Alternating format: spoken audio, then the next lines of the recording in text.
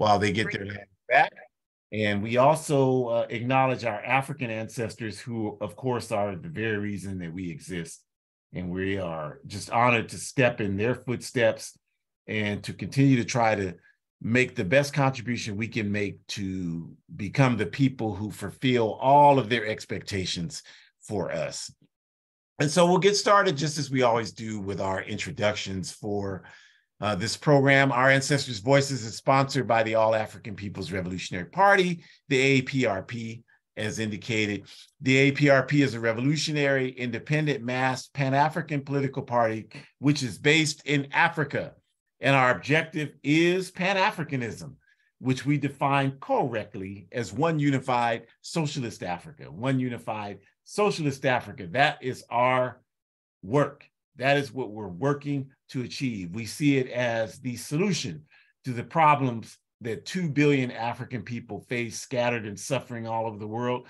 As there was the comic, one of the African women, not comic, I apologize, artists, open mouth artists had issued a poem, and she said, "We learned your English, your Spanish, your French, your Portuguese, your German, your Dutch, and you learned our nothing." So this is, what we say. We have all of these Africans all over the world speaking all of these languages, and our problems, even though we don't speak the same language, we don't live in the same place, are all tied in with the exact same solution: one unified socialist Africa. And our work to achieve Pan-Africanism is outlined in Kwame Nkrumah's Handbook of Revolutionary Warfare, uniting all of the revolutionary Pan-African formations who agree that Pan-Africanism, correctly defined, is one unified socialist Africa. And on that note, we'll be talking, as we do every week and as we will for the next month or so, about contributing to African Liberation Day. And you'll see the website address on the screen to do that, www.abetterworld.me. And I want to say you all have been making steady contributions. We just sent a lump sum of money over that was donated a week or so ago, and there are already more donations when I checked yesterday. So really appreciate you doing that. We ask you to continue to do it. The money, 100% of it goes towards our work to have African Liberation Day commemorations on the ground throughout the world.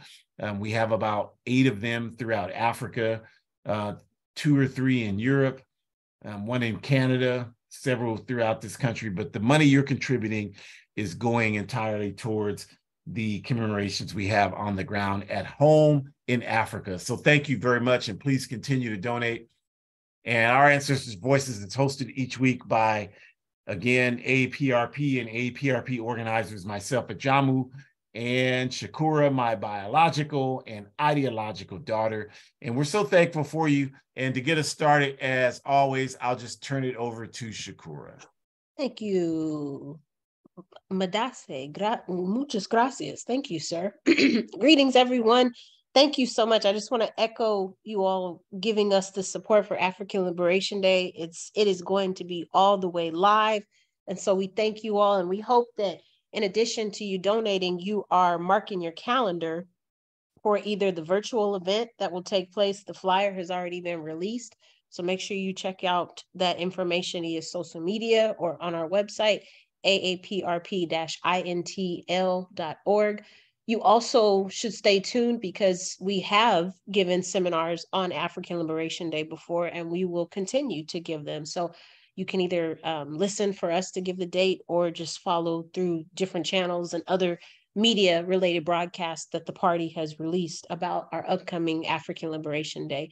So marking your calendar as well as donating, because we want you there. We want you participating. I want you to tell as many people as you can about this momentous event that we have every year, and just how much it's so important that we want to celebrate African Liberation Day as much as possible. So definitely hope to see you there. Again, either virtually, or if you live in an area where there is an in-person event, go check it out. And make sure you wear your white to show a sign of unity. All right, so let's get started talking about probably perhaps one of my favorite people in the whole wide world, Miss Shirley Graham DuBois. So I think Shirley was outstanding. And I think that it's important that we think about just how instrumental Shirley was, and how the whole purpose of today's broadcast is to acknowledge how these folks not only found a way to support their partners who are more well known in media and, information and resources and books that have been written, especially because these folks did things that were trajectory in changing the course of how Africans were treated. But it's also important for us to note that these folks listed on these PowerPoint slides also did trajectory work. And unfortunately, we may not have been able to collect as much information about what they did. And so we're definitely trying to acknowledge the work that has been done, and we're trying to learn from it so that we can continue to grow and be better for our ability to organize and to get Africa back. And so again, we remind you that the whole objective of the All African People's Revolutionary Party is to achieve one unified socialist Africa, because we are a Pan-Africanist organization. And we understand that, just like Kwame Nkrumah has said plenty of times in numerous books that he has published, any African anywhere belongs to the African nation. And so I think Shirley really, really, really took that to heart and really had the motivation to want to study her Pan-African and her Pan-African ways and wisdoms, and started really building on that in her own space, but also with the work of W.E.B. Du Bois, and also her exposure to working with some of the African leaders that we've talked about in the past. And so just to walk you through, what Shirley's story was like, she actually moved to Ghana and became an advisor to Kwame Nkrumah.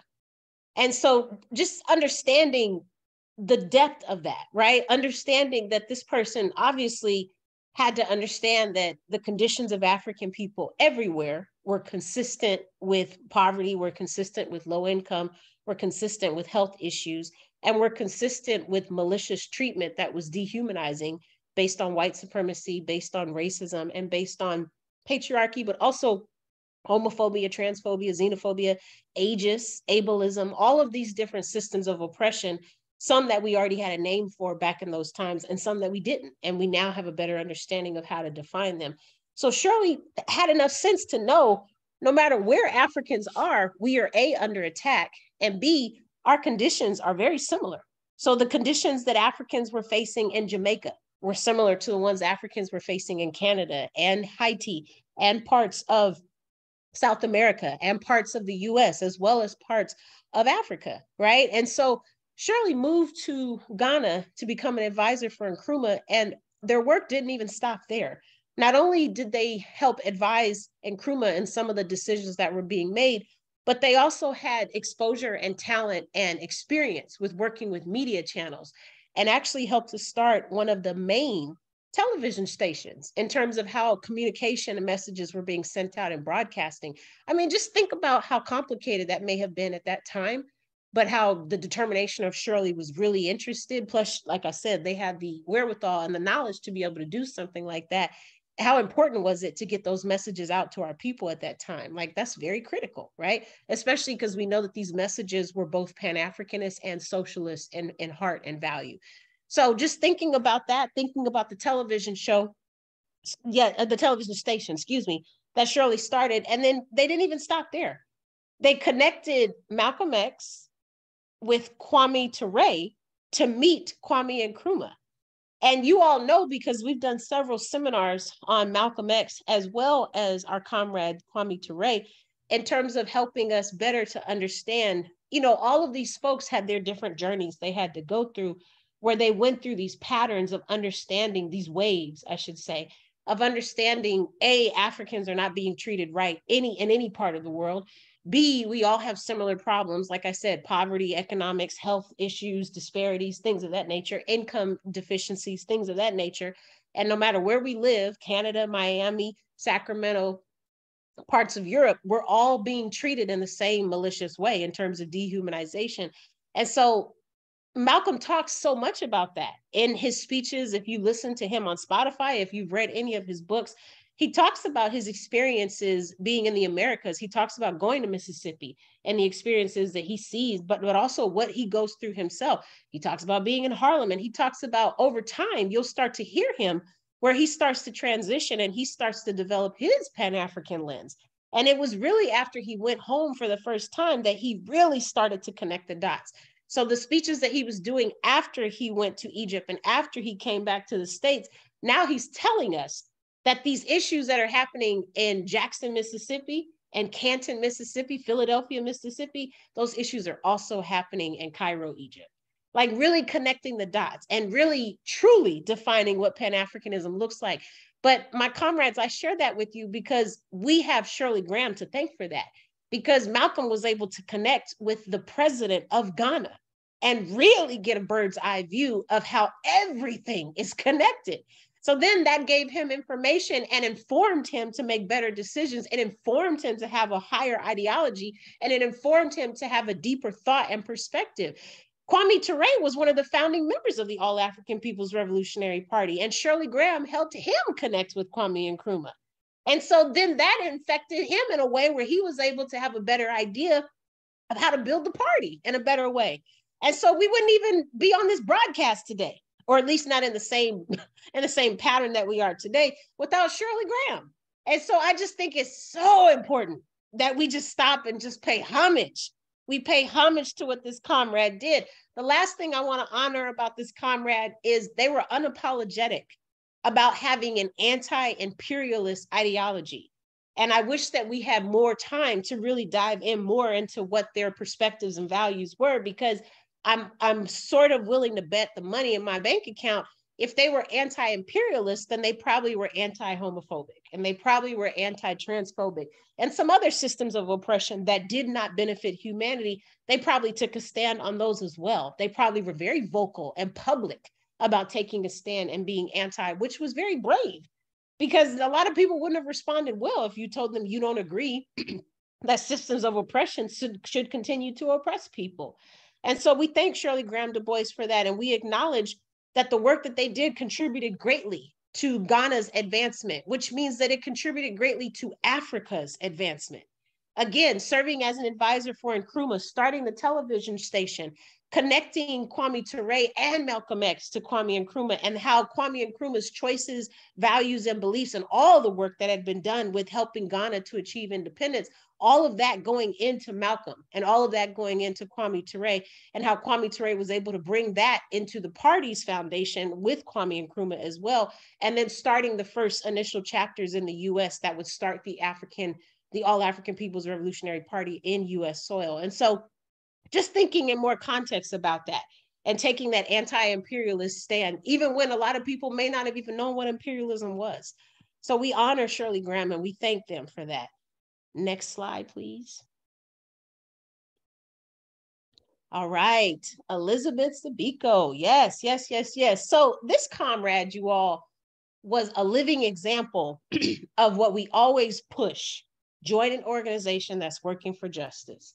This comrade was an organizer for the Pan-Africanist Congress of Azania, which unfortunately the colonized term of Azania is South Africa. So you may know it as South Africa, but the real name is Azania. And so they have an organization there. And this comrade was a huge organizer within that organization. They were married to leader David Sibeko, and I should say Shirley Graham was married to W.B. Du Bois. Sorry about that. But Elizabeth was married to David Sibeko, and Elizabeth allowed their organizing skills to grow and develop in more of a way than we would even know, because they were already organizing before David's murder. And the murder just kind of inflicted and exacerbated more of the work that needed to be done, because from there, Elizabeth was able to kind of ground the work that they were already doing.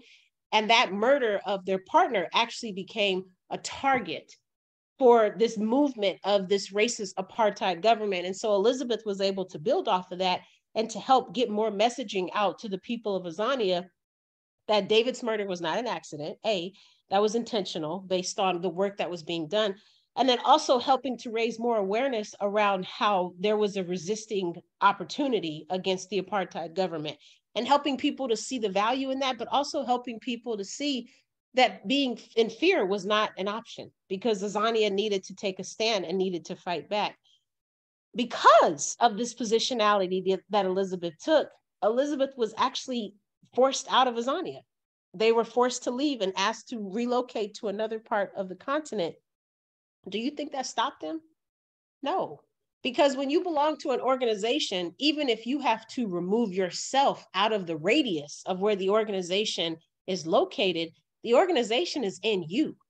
So yes, you are in the organization, but if you truly believe in the organization's values, then you're going to carry that organization no matter where you go. So that means if the organization is based in Azania and you no longer live in Azania and have a zip code and address in Azania, that doesn't matter, because you still believe in the Pan-African Congress of Azania.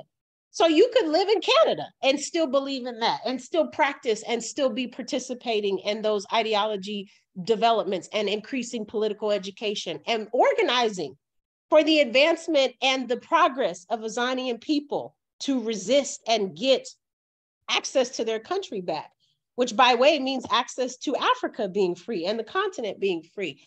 So because Elizabeth was forced out, that's where the work really continued, only this time it was able to transgress and intersect across different countries on the continent.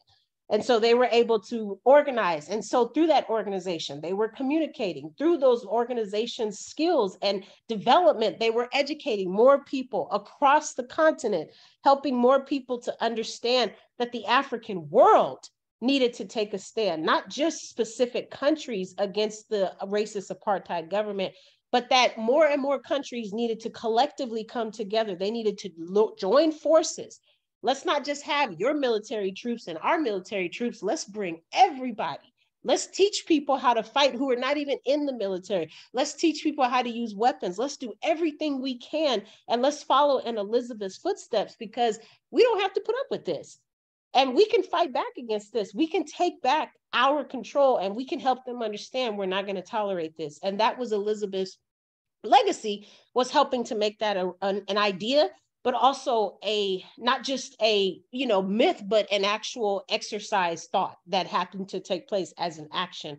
And so this again was connecting Pan-Africanism, because we still want to help people understand Africans in Azania were dealing with apartheid, and Africans in other parts of the world were dealing with another system that was very similar to apartheid and still trying to fight for their humanity, still trying to fight for their respect, and still trying to fight for their independence. And so again, if Africa is under attack, then any African anywhere who belongs to the African nation, thank you, Kwame Nkrumah, is also going to be under attack. And so these folks that we're naming today, they critically understood that. And in my opinion, you cannot be an anti-person of oppression. You cannot be against systems of oppression without understanding that means you need to connect anybody who is oppressed to every other person that models within that group of same people who is also oppressed.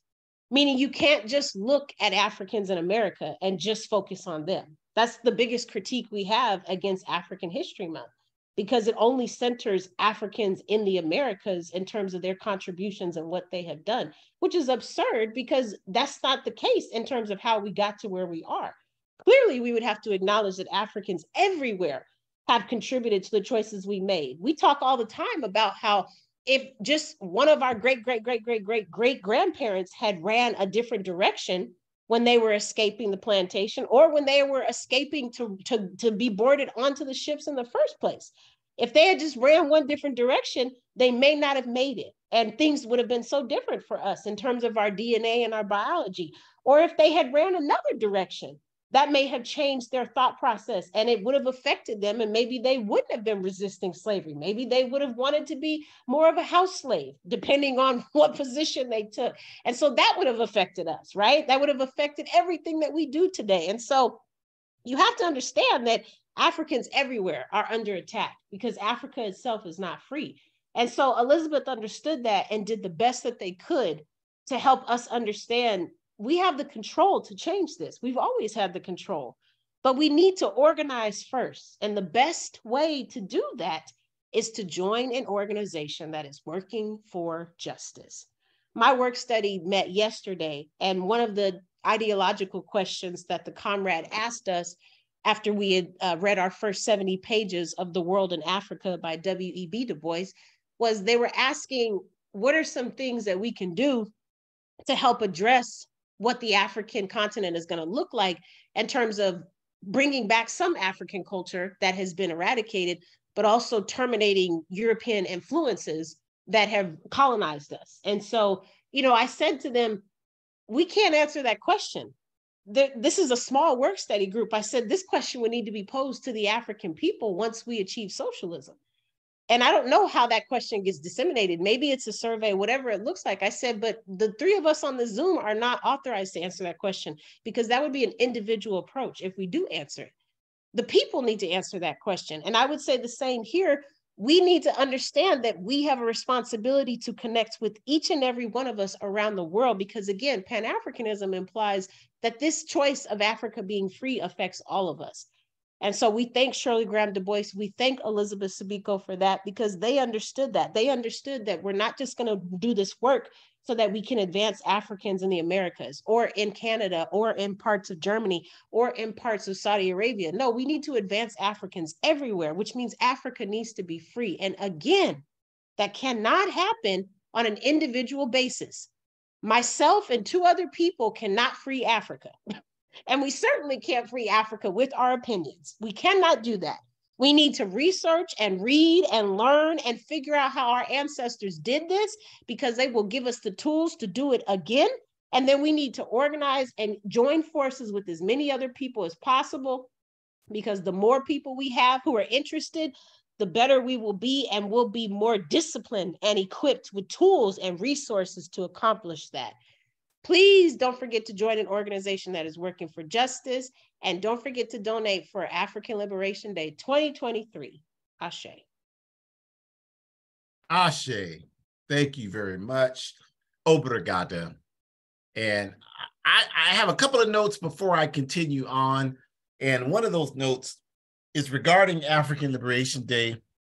Again, on the screen, we have the site, betterworld.me. Please donate there for African Liberation Day 2023. It's an institution. It's an important institution as a fighting mechanism to increase the Pan-African consciousness of the African masses, not only around the necessity for one unified socialist Africa, but also around the necessity to support the indigenous people of the Western Hemisphere in reclaiming their land, support the self-determination of the Palestinian people in reclaiming their land of occupied Palestine, supporting Irish national liberation, the liberation of the Filipino national liberation movement, and all oppressed people on the planet. So with African Liberation Day, we use it as an institution designed to accomplish those things. And just to give you an example of something in the news right now, in the international news, that, well, not so much in the US, because, here in the United States, you only get certain topics that are covered here. You don't really get any news that deals with anything happening outside of the US. And that's very unfortunate. That's why people here are so shockingly ignorant about what's going on in the world. But one of the big stories that's being spread everywhere is US Vice President Kamala Harris. She recently, last week, visited Africa, and she visited the country of Zambia, and how indifferent the people in Zambia were to her arrival there. That's one of the big stories in the media right now. And this African named Fred Mamembe, who is one of the leaders of the Zambian Socialist Party, which is a party that the APRP has had contact with. I was able to attend a conference they gave in Ghana, actually, in 2018 when I was there. But Fred Mamembe gave a press conference and was asked why he thought that people in Zambia were not really that interested in Kamala Harris. And he replied that the people in Gambia are astute students of history, and that they know that, and just hear this out for a second, because this is what he said, and it's very true. He said they know that the US played a critical role in the imprisonment of Mangaliso Sobukwe, in Azania, the imprisonment of Nelson Mandela in Azania, the assassination, as Shakur already mentioned, of David Sibeko in Azania, the assassination of Chris Hani in Azania, the assassination of Steve Biko in Azania, the assassination of Patrice Lumumba, Maurice Impolo, Thomas Akoto in the Congo, the assassination of Eduardo Mondlane in Mozambique. The U.S. has played a critical role in all of this. The destabilization of Ghana and the illegal overthrow of Kwame Nkrumah's government, the continued sabotage against the Democratic Party of Guinea, the assassination of Amilcar Cabral in Guinea-Conakry in 1973 because of his anti-colonial work to build the PAIGC to run the Portuguese out of Guinea-Bissau, the assassination of Thomas Sankara in Burkina Faso in 1987, the illegal overthrow of Mabito Keita's government in Mali in 1968, the U.S. has played a critical role in all of these actions. The assassination of Muammar Gaddafi in Libya in 2011 and the destabilization of Libya, the overthrow of Gamal Abdel Nasser and his death in Egypt in 1970.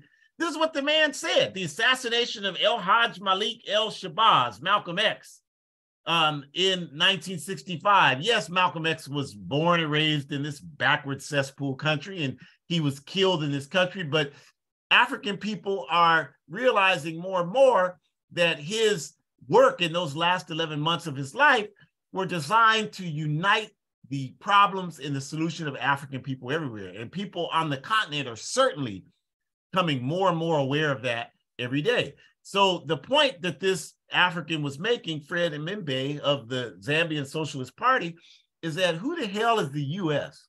to come to Zambia, send a Negro functionary to Zambia and try to talk to African people about democracy? And this type of consciousness, I'm telling you, is spreading like wildfire throughout the African continent.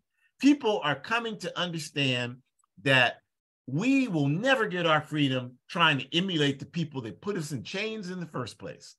And the U.S., as we've talked about a billion times, the wealth of this empire was built and is maintained on exploiting Africa and African people, all of our human and material resources. So people are really on a grassroots level. You know, before we had movements, organizations, and understood that. Now this type of consciousness is taking root at a grassroots level. And institutions like African Liberation Day play a key role in fanning the flames of this level of consciousness. So please go to www.abetterworld.me and contribute for African Liberation Day 2023. We plan to, all the dates are coming in and the places we plan to have on the ground commemorations in 17 or 18 cities around the world. So please help us do that. And we want to continue. And then also, I just wanted to quickly note about Shirley Graham DuBois. I'm reading right now the book Race Woman, The Lives of Shirley Graham DuBois by Gerald Horne. Race Woman, The Lives of Shirley Graham DuBois by Gerald Horne. I strongly, strongly, strongly recommend you read this book. I mean, Shakura talked about Miss Shirley Graham DuBois, and obviously our comrade sister, Elizabeth Sibeko, who we knew and had the opportunity to work with, is one of our beloved family members who's dearly missed. And we could go on and on talking about her, but I'm reading this book, and just to note that comrade sister Shirley Graham DuBois was an outstanding playwright, was a writer of plays, was a writer of songs and music, and was an artist and considered herself an artist early in her younger life. And I just think it's important to note that the narrative that we're given about Malcolm X is that he went to Saudi Arabia to engage in his Muslim Hajj in 1964. And that is where he began to have more of a humanistic perspective of the world instead of a race-based perspective of the world. And this is not really true. And this is one of the things we've studied for years and Gerald Horne does a great job of bringing this out in the book, that it was Miss Shirley Graham DuBois in her mentorship role with Malcolm X, who convinced him that you need to think more broadly. You know, Miss Shirley Graham DuBois had been exposed to organizing within the Communist Party here in the United States of America and in Britain and other parts of the world. And so she had a broader class consciousness than a lot of Africans. So she came to Brother Malcolm and expressed that, like, you need to broaden your horizons beyond this capitalist-based Black nationalism that Malcolm X had coming directly out of the Nation of Islam. And Malcolm X says it on many occasions, many speeches, that she played a major role in influencing his thinking around this. So no disrespect to, you know, our Arab family members in and around Saudi Arabia, but that was not the basis of Malcolm X's evolving consciousness. Miss Shirley Graham DuBois deserves a lot of its credit, just as she deserves credit for the work that she did mentoring Kwame Ture, formerly Stokely Carmichael. She was the one that advised him to keep his U.S. passport. And had he not done that, he would not have been able to come back here and organize for the APRP. And I know without question, not only would my life be much different, but it would also, the movement that our people have here in this cesspool empire would be much different. So just a tremendous debt to her and all of these women. And that leads us right into the next African woman we want to talk about, Madame Andree Ture, who was a leading militant within the Democratic Party of Guinea-Conakry in West Africa. And Madame Ture was the wife, of course, of Sékou Touré, who was the president of Guinea and the co-president with Kwame Nkrumah once he named Kwame Nkrumah co-president after Nkrumah was illegally overthrown in Ghana in 1966. And Madame Ture was a fully functioning and leading member of the Democratic Party from the 1950s up through her death just a couple of years ago, just 2 short years ago. She was still a leading militant within the Democratic Party of Guinea, the party of Sékou Touré. She participated in every aspect of the PDG's development in Guinea, from the militant independent stance that Guinea took against France in 1958, to Guinea's support for liberation movements around the world, including the African Party for the Independence of Guinea-Bissau in Guinea-Conakry, and Amilcar Cabral and the other comrades, and all of the work that she did, Madame Ture, to play a positive role in Guinea's delegation here to the backward United States in 1959, where the Guinea delegation shocked U.S. imperialism by refusing to beg for money and aid packages and instead demanding respect. This really set the tone. Like, people don't understand this history, that the U.S. civil rights movement was heavily influenced by the African independence movement. Most people in this country don't know that. Heavily influenced. All you have to do is study history. Malcolm X was obviously heavily influenced by Kwame Nkrumah and Gamal Abdel Nasser and Julius Nyerere and Sékou Touré. And he said that. And the Student Nonviolent Coordinating Committee went on a delegation to Guinea, invited by Sékou Touré and Madame Ture, and was heavily influenced by what they saw in Guinea. And the people in SNCC talked about that. Miss Fannie Lou Hamer talked about it. Bob Moses talked about it. Cleveland Sellers talked about it. Ruby Doris Robinson Smith, the leading organizers in SNCC, they all talked about how much they were influenced by the Democratic Party and Guinea. Dr. Martin Luther King Jr. was mentored by Kwame Nkrumah. He went to Ghana for Ghana's independence on March 6, 1957, and remained in constant contact with Nkrumah for years and was mentored and influenced by Nkrumah. So the African independence movement, you think Huey P. Newton wrote that the Black Panther Party was inspired largely by the land and freedom movement of Kenya, or what you would call the Mau Mau movement. So that anybody that says, well, what did Africa ever do for us over here? You're a goddamn fool. You don't know your history.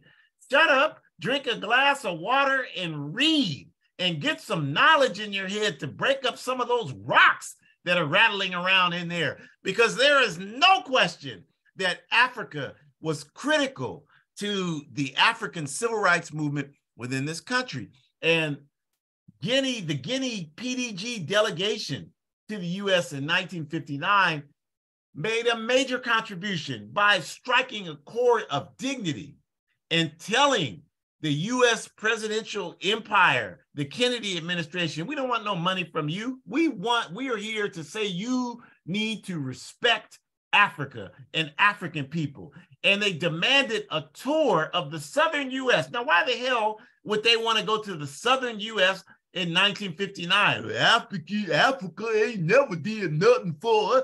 I mean, God, I'm so sick of that ignorance. They wanted to see how this country was treating our people here. That's why they demanded that. And that set a tone for Pan-Africanism. 60 years ago, it did that.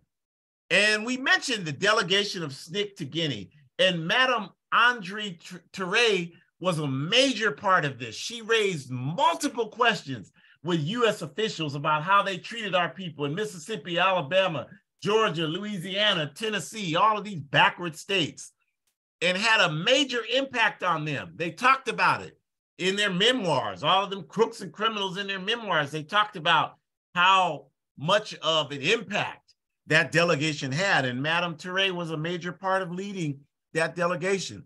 And then when Comrade Sibeko Ture died in 1984, actually, we just commemorated March 26th is the date that he died in a hospital in Cleveland, Ohio. Actually, when that happened, Madame Ture was arrested by the fake coup d'etat leaders, Lassana Conté, who seized power with the backing of the Central Intelligence Agency and French intelligence after the death of Sibeko Ture, and illegally overthrew the Democratic Party of Guinea.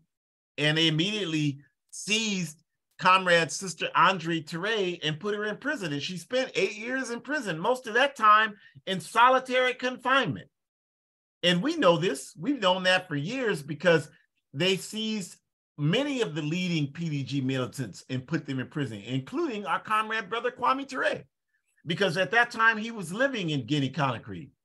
But this did nothing to deter the spirit and determination of our sister, Madame Andree Ture. And once she was able to gain her freedom from prison in Guinea, as I mentioned, she continued to work with the Democratic Party of Guinea until her death in 2020 or 2021. So we pay respect and homage to our sister. She remained dedicated to our work for Pan-Africanism and the forward struggle. And she was very aware and familiar with the work of the All-African People's Revolutionary Party. And she spoke of it to the PDG militants. And she talked about how proud she was of the role that Guinea and the PDG played in launching the All-African People's Revolutionary Party, because the AAPRP was launched on the soil of Guinea-Conakry with the protection and support of the Democratic Party of Guinea. So don't tell us a damn thing about the Democratic Party of Guinea and Sibeko Ture. We're not listening to you because we know our history. We know who our friends are and we know who our enemies are. So we honor Madame Andree Ture and we move forward. Please donate to African Liberation Day 2023. We're getting fired up. African Liberation Day, that's my Christmas. I don't celebrate Christmas. I don't celebrate Easter. I don't celebrate Thanksgiving, the 4th of July. My birthday's coming. I don't even celebrate my birthday, because the African cultural way of commemorating a birthday is to acknowledge the people around you. So what I try to do for my birthday is do something that makes a contribution. And I'm so happy, like Shakura mentioned, her work study reading Du Bois's The World in Africa. Well, I'm in a cadre circle, which is the more experienced members of the All-African People's Revolutionary Party, and we're reading the epistemology of gender in our circle. But then I also, in recruiting, always. So there's a new work study circle here in Sacramento of young people, and we are also reading Du Bois's The World in Africa right now. But what I wanted to say is that we don't have, I want to spend my time this week when my born day comes. We're going to go out and do some work on the ground with these new folks. And I am so excited. That's what I'm excited about. I'm not excited about making another year. I'm glad to be here.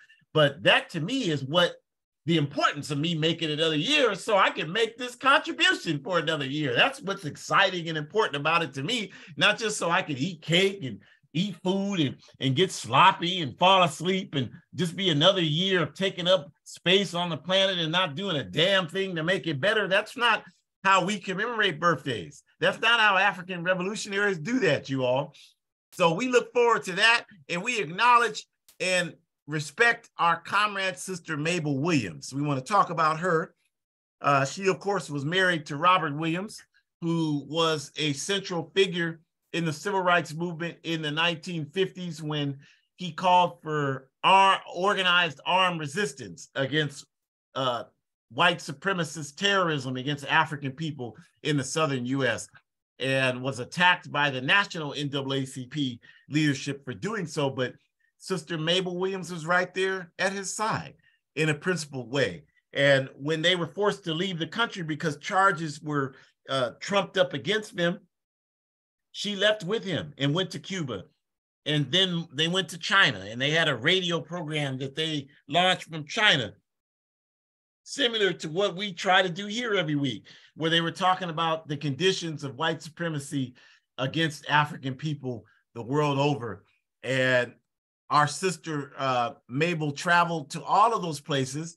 And once she came back, or before she came back, and as she came back in the mid-90s, she was appointed and anointed as a leader of the Republic of New Africa, which is one of the many wonderful organizations that have come out of our glorious Black nationalist movement in this backward country, of African people who are saying that we have to sustain our own self-determination. So that collective, what they call the New African Movement, the Republic of New Africa, the New African People's Organizations, and later and now currently the Malcolm X grassroots movement, all of those wonderful comrades, they wanted to look at Brother Robert Williams and Sister Mabel Williams as leaders of that movement. And so she served that role for many years.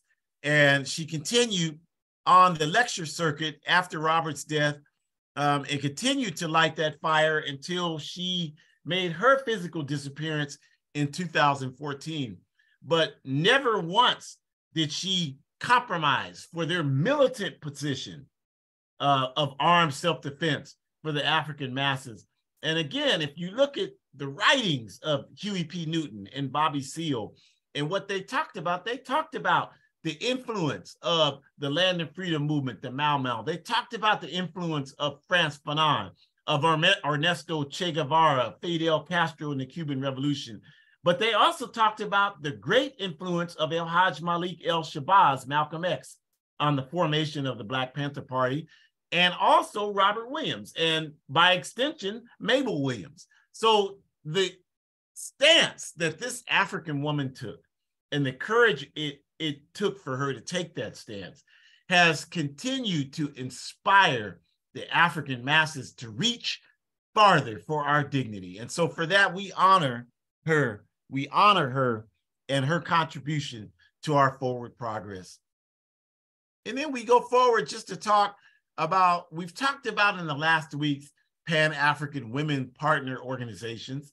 And we know this segment today was focused on lesser known partners in the struggle for justice. And we talked about our comrade sister Shirley Graham DuBois, our comrade sister Elizabeth Sibeko. We talked about our comrade sister Madama Andree Ture, our comrade sister Mabel Williams. But we just also wanted to contextualize all of that and say that organization decides everything.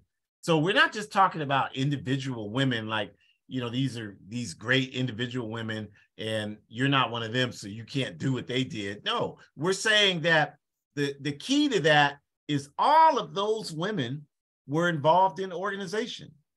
All of those women were involved in organization. Miss Shirley Graham DuBois was a member of several organizations over the years, the NAACP, the Communist Party in this country. Then she became a member of the Convention People's Party when she decided, her and her husband, W.E.B. Du Bois, to leave this backward cesspool empire. She became a part of that. She became a part of political formations in Egypt once Kwame Nkrumah's government was overthrown. And she certainly was a contributing militant to the Democratic Party of Guinea, traveling there to Guinea and spending time there, meeting and supporting the work of Kwame Nkrumah when he was there and the Democratic Party of Guinea. So she certainly was involved in organization her entire life. And we said that Comrade Sister Elizabeth Sibeko was an active leader in the Pan-Africanist Congress, one of the on-the-ground Pan-Africanist formations that we work closely with today. And we also know that, of course, we talked about Madame Andree Ture was a leader in the Democratic Party of Guinea. And Miss Mabel Williams, we talked about, was involved in the NAACP, and later, after doing work while in Cuba and China, was involved with the Republic of New Africa. So organization decides everything. All of these women were a part of organization. And there are too many people walking around today talking about, well, I don't need organization. Well, yeah, that might be true. You don't need organization, but you're not trying to do anything to eliminate oppression on this planet. You're just trying to find some way to make it more comfortable for you to live in a world where oppression exists. Because anybody that says they don't need organization, they're not serious about wiping out these problems. They just aren't. They're not serious. They're just really interested in trying to find a way to balance it out so they can feel better about their life while the masses of humanity continue to suffer. That's just all there is to that. There's no way around that. There's no justification for that. That's true. Even the most, any honest person would have to say organization is the key to us defeating this enemy that we're faced with. Even if I'm too cowardly and lazy and dishonest and egotistical to be a part of organization myself, I have to acknowledge that organization is the key for us to solve these problems. So we want to talk just about the General Union of Guinea-Bissau women who still are so heavily in my consciousness after being in Guinea-Bissau in January and participating on a daily basis while I was there with UDEMU members, participating in a number of meetings and events that they were prominently involved in organizing and putting together, and having them organize largely the reception for the APRP the last few days we were in Guinea-Bissau. I mean, just a wonderful example of African women organization, especially their level of organization in terms of the constant political education that they engage in. And this is, I hope that we can continue as we continue to build our strength and build our party. UDEMU, I would humbly suggest is one of the examples of exactly, what we want our women's wings and our overall political organization to look like on a mass level, on a Pan-African level.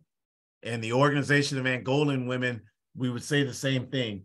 The women's wing of the Popular Movement for the Liberation of Angola, a wonderful example. Their work to uplift the lives, the quality of lives for African women in Angola is legendary. Their ability to do work against genital mutilation over the years, and their ability to do work against forced marriages and the inability to divorce, legendary throughout Africa, and a major contribution towards moving women forward.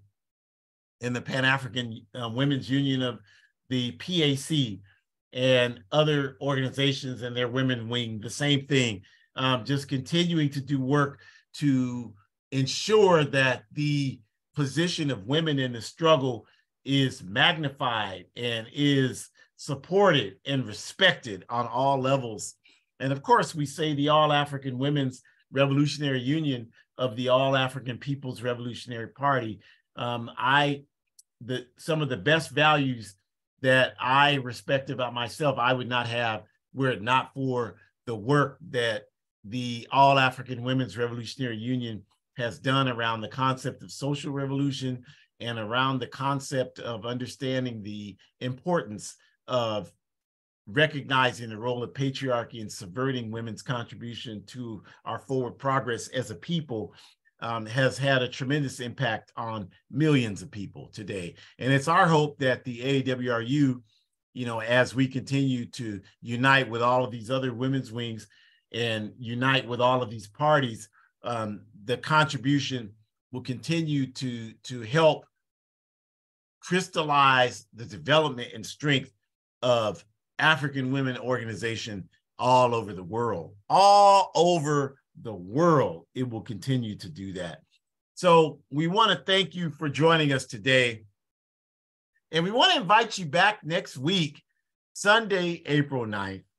And the reason why we want to specify how important this program will be is because we're going to talk about it. The title is going to be a little different. We're going to talk about the strategy for perpetuating the myth of Black on Black crime, the political strategy for perpetuating the myth of Black on Black crime. There's a lot of this happening right now where these people are talking about, well, Chicago. What is Chicago? What's happening in Chicago with African people killing each other, 50 African deaths against each other every weekend? What does that have to do with white supremacy? That has nothing to do. I see all the, you go through these social media reels, you see all of these buffoons and coons and savages on here, blackface capitalist coons on here talking about that. What does white supremacy have to do with Chicago? What's happening in Chicago? You see a lot of these celebrities saying this, a lot of these hand-picked coons by the white power structure. Bounce that ball, coon. Put that ball in the basket, coon. Run that ball, coon. Go run across that stage, coon. Dance, coon. Sing, coon. All of those kind of people expressing opinions about our people's struggle as if they know a damn thing about our struggle for liberation and justice just because they dance across the damn stage. So a lot of these kind of idiotic and insane personalities are expressing this concept that I saw one of them, I don't even know his name. I think his name was Coon Smith. I don't know what the hell his name is, but he was on there and he was talking about, I don't even know what Black Lives Matter is because we don't even support our own lives. We kill each other. I mean, what a fifth grader analysis is that? Like, is that the best you can do? That's the best analysis you can come up with? Because, of course, white supremacy is an institutional system. So, of course, African people are going to be infected by it like everyone else. And we're going to have, because we are African, we're going to have even less value for ourselves than everyone else. What kind of damn fool can't see that and understand that? I just want someone to help me understand this. What kind of idiot can't see that? It's a systemic system, okay? It's a systemic system. And the way you can know that is you just simply rely on science. Because thousands of years ago, before the creation of this backward cesspool empire, we were not killing each other every day.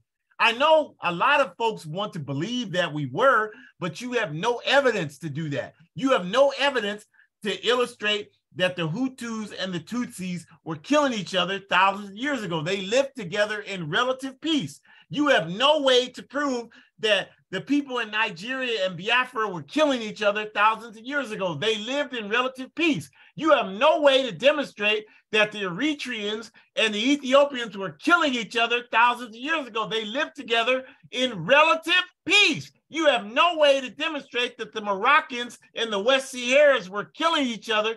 They lived together in relative peace. The Bloods and Crips lived together thousands of years ago in relative peace. The reason why we're not doing that now is because of this global system of capitalism and imperialism. And we got too many damn fools running around here who haven't read one sentence of any book since they were required to do so in high school, talking like they're subject matter experts. And some of us are sick of that damn nonsense. And so help us spread a positive message. Join us next week where we talk about the political strategy behind the myth of Black on Black crime. Thank you. And we hope to see you next week. Go to AAPRP Forward Ever Shop and continue to buy those clothes. They're outstanding clothes and they project a positive message. Don't walk around with Nike on your chest. What the hell? They're not paying you to advertise. The minute I buy a car, I take the dealer plates off. I don't want to advertise for them. Why are you providing free advertisement for capitalist corporations? Provide messaging for the African Revolution, you all. That's a wonderful thing. And join the APRP. Join aprp-intl.org. Go there and join the All-African People's Revolutionary Party. And go to abetterworld.me. All the videos are housed there, articles. Within 30 minutes or so, this video will be there. hoodcommunist.org every Thursday.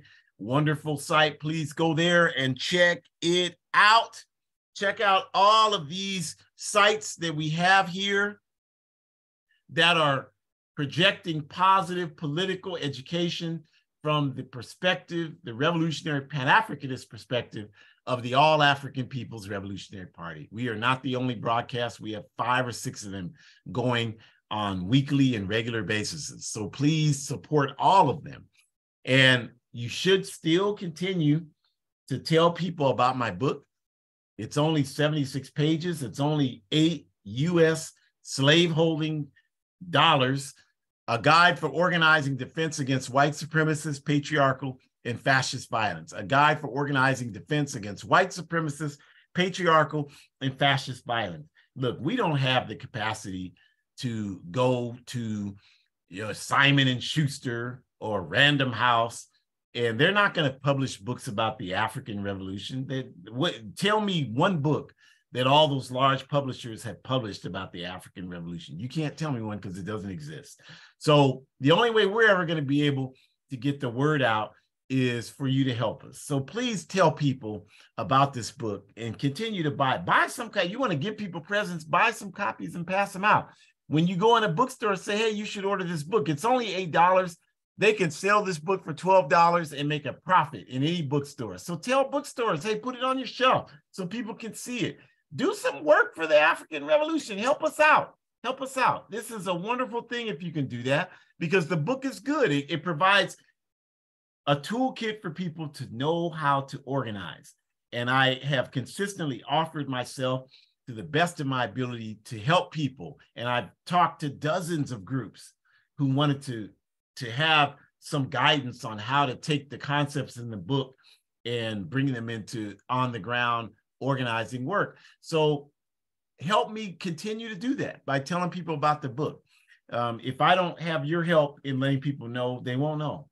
They won't know. All they'll know about is Jay-Z and Beyonce and Kanye West and all of this absolute absurdity that continues to pose itself as a legitimate agenda for African people. What Suge Knight is doing in prison, what the hell cares?